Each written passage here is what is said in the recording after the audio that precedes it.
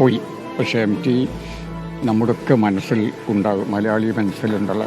അതെനിക്ക് തോന്നുന്നു ഇനി കുറേ തലമുറകൾ കഴിഞ്ഞാലും പുതിയ പുതിയ എഴുത്തുകാർ വരുമായിരിക്കും, അപ്പോഴും എം ടി മലയാളിയുടെ മനസ്സിലുണ്ടാകും, ഇപ്പോഴുണ്ടാവും. ഈ എം ടിയുടെ ഒരു അനുഗ്രഹം കിട്ടിയിട്ടുള്ള തലമുറയാണ് നിങ്ങളുടേത്. പ്രത്യേകിച്ച് പത്രാധിപർ എന്നുള്ള നിലയ്ക്ക് നിങ്ങളെയൊക്കെ കണ്ടെത്തുന്നതിൽ, നിങ്ങളെ പ്രോത്സാഹിപ്പിക്കുന്നതിൽ, നിങ്ങളെ വളർത്തുന്നതിലൊക്കെ അദ്ദേഹം ഒരു എന്താ പറയുക, ഒരു ജ്യേഷ്ഠ സഹോദരനെ പോലെ നിന്നിട്ടുണ്ടാവില്ല. ആ ഓർമ്മകളൊന്ന് പറയാൻ കഴിയും? അതുമാത്രമല്ല, പിന്നെ ഒന്നും പറയാതെ തന്നെ ഞങ്ങൾ മൗനമാണല്ലോ എം ടിയുടെ ഭാഷ.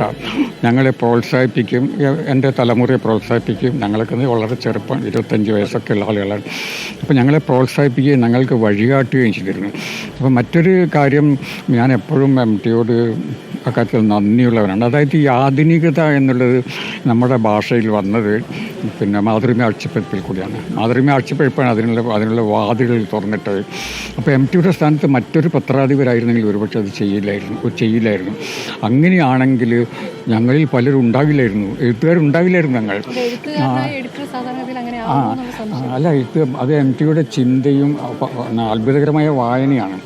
അപ്പോൾ എം ടി എപ്പോഴും അപ് ടു ഡേറ്റ് ആണ്, വിദേശത്തുള്ള പിന്നെ സാഹിത്യത്തിലെ പ്രവണതകളെല്ലാം. അപ്പോൾ എം ടിക്ക് മനസ്സിലായി ഇനി വരാൻ പോകുന്നത് ഈ പ്രവണതയാണ്, ഈ എഴുത്താണെന്നുള്ളത്. അതുകൊണ്ട് പിന്നെ ലോകത്തിലുണ്ടാകുന്ന സാഹിത്യത്തിലുണ്ടാകുന്ന മാറ്റങ്ങളോട് ചേർന്ന് നിന്നുകൊണ്ടാണ് ഞാനും എൻ്റെ കൂടെയുള്ള പിന്നെ ഞങ്ങളൊക്കെ എഴുതുന്നത്. അത് എം ടി തിരിച്ചറിഞ്ഞു, ഉൾക്കൊണ്ടു തിരിച്ചറിഞ്ഞു, പ്രോത്സാഹിപ്പിച്ചു. അതുകൊണ്ട് ഇപ്പോഴും ഞാൻ വിശ്വസിക്കുന്നത് എം ടി അവിടെ ഇല്ലായിരുന്നെങ്കിൽ ആധുനികത വരില്ലായിരുന്നു. വരുന്നുണ്ടെങ്കിൽ തന്നെ കുറേ കാലം കഴിഞ്ഞിട്ടായിരിക്കും. അപ്പോഴേക്കും അതിൻ്റെ തീവ്രത നഷ്ടപ്പെട്ടിട്ടുണ്ടാകും.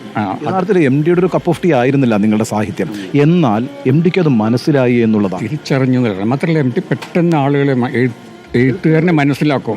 എഴുത്തുകാരൻ്റെ എഴുത്തുകാരൻ്റെ പ്രതിഭയുണ്ടോ ഇല്ലയോ എന്നൊക്കെ മനസ്സിലാക്കി, എഴുത്തുകാരൻ്റെ ന്യൂനതകളും മനസ്സിലാക്കും, എന്താണ് പോരായ്മകൾ എന്നുള്ളത് അത് പറഞ്ഞു തരികയും വഴികാട്ടുകയും ചെയ്യും. വളരെ കുറഞ്ഞ് ഏതാനും വാക്കുകൾ സംസാരിക്കലും, അധികം വാക്കുകൾ ഉപയോഗിക്കില്ലല്ലോ, പക്ഷേ അതിൽ കൂടെ നമുക്ക് പറഞ്ഞു തരും എന്താണ് ചെയ്യേണ്ടതെന്നുള്ളത്.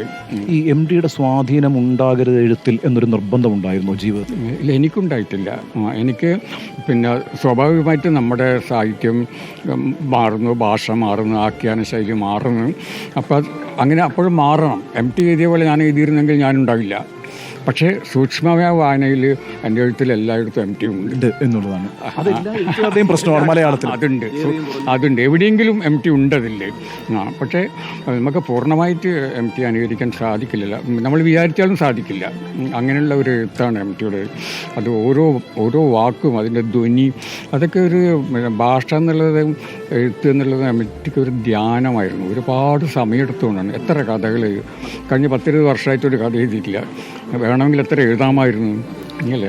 പക്ഷെ അങ്ങനെ ഒരിക്കലും ഒരു തരത്തിലുള്ള പ്രലോഭനങ്ങൾക്കും വേണ്ടി വഴങ്ങില്ല, ആരുമായിട്ടും ഒരു ഒത്തുതീർപ്പിന് പോയില്ല.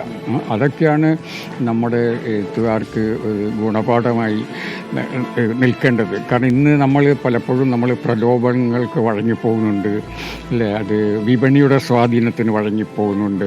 എം ടി അങ്ങനെ ഒന്നിനും നമുക്ക് കിട്ടില്ല. മറ്റൊരാളെ അംഗീകരിക്കാനുള്ള താല്പര്യക്കുറവുണ്ട്, അങ്ങനെയൊക്കെ സംഭവിക്കുന്നു. അല്ല, അംഗീകരിക്കാൻ ഇപ്പം ഞങ്ങൾ ഒരിക്കലും എം ടി വലിയ മാതൃകയായിരുന്നു അക്കാര്യത്തിൽ. എനിക്ക് മാതൃകയായിരുന്നു. ഞാനിങ്ങനെ എം ടിയെ പോലെ ഒരാളാകാൻ ആഗ്രഹിച്ചത്. പക്ഷെ അതേ സമയത്ത് തന്നെ അങ്ങനെ ആകാൻ കഴിയില്ല എന്ന് എനിക്കറിയാമായിരുന്നു. അതുകൊണ്ട് ഞാൻ എൻ്റെ വഴി തിരഞ്ഞെടുക്കണം. പക്ഷേ എനിക്ക് എപ്പോഴും മാതൃക, എനിക്ക് വഴികാട്ടി അത് എം ടി ആയിരിക്കും. ഞാൻ എൻ്റെ രീതിയിൽ എഴുതും, പക്ഷേ എനിക്ക് വഴികാട്ടിയും മാതൃകയും എം ടി ആയിരിക്കും. അതായിരുന്നു ഞാൻ സ്വീകരിച്ച വഴി. അതിൽ എനിക്ക് തോന്നുന്നത് അത് അങ്ങനെ തന്നെയാണ് ചെയ്യേണ്ടത്, അല്ലാതെ നമ്മൾ എം ടിയെ അനുകരിക്കരുത്. ഇനിയിപ്പോൾ അങ്ങോട്ട് എനിക്കിപ്പം ഇന്നലെ മുതൽ വല്ലാത്തൊരു വിഷമമാണ്. ഇന്നിപ്പം എനിക്ക് എം ടി എങ്ങനെ കിടക്കുന്നത് കണ്ടപ്പോൾ സഹിക്കാൻ പറ്റില്ല. അത് നമ്മൾ അത്രയും നമുക്ക് വേണ്ടപ്പെട്ട ഒരു എഴുത്തുകാരനാണ്. എന്താണെന്നറിയില്ല, എത്രയോ എല്ലാവരും ഇപ്പോൾ ഇവിടെ ജനങ്ങൾ ഒഴുകുകയാണ്. എല്ലാവർക്കും വേണ്ടപ്പെട്ട ഒരു എഴുത്തുകാരൻ. ഏറ്റവും പുതിയ തലമുറയിലുള്ള കുട്ടികൾ വരെ എം ടിയെ വായിക്കുന്നുണ്ട്. എം ടി എക്കാലത്തും എനിക്ക് വന്ന കഴിഞ്ഞ ഒരു 4-5 പതിറ്റാണ്ടുകളിൽ മലയാളികൾ ഏറ്റവും കൂടുതൽ വായിച്ചിട്ടുള്ളത് എം ടി ആണ്. നമ്മൾ പറയും ആധുനികത വന്നു, ഉത്തരാധുനികത വന്നു, പിന്നെ ചിലർ പറയും എൻ്റെ പുസ്തകം 50,000 കോപ്പി വിറ്റു, അങ്ങനെയൊക്കെ പറയുന്നുണ്ടെങ്കിലും മലയാളികൾ ഏറ്റവും കൂടുതൽ ഇതുവരെ വായിച്ചതും ഒരുപക്ഷെ ഇനി വായിക്കാൻ പോകുന്നത് എം ടിയുടെ പുസ്തകങ്ങളായിരിക്കും. എനിക്ക് തോന്നുന്നത് കൂടുതൽ വായനക്കാർ ഇനി എം ടിയുടെ പുസ്തകങ്ങൾ വായിക്കും. അപ്പോൾ എം ടി എന്നും നിലനിൽക്കുന്ന ഒരു എഴുത്തുകാരനാണ്. ഭൗതിക ശരീരം പോവും, പക്ഷേ എം ടിയുടെ എം ടിയുടെ പല എന്താ പറയുക സ്വഭാവങ്ങൾ, എം ടിയുടെ ആവിഷ്കാരങ്ങൾ, അതൊക്കെ നമ്മുടെ ഇടയിലുണ്ട്. വലിയ നന്ദി ശ്രീ.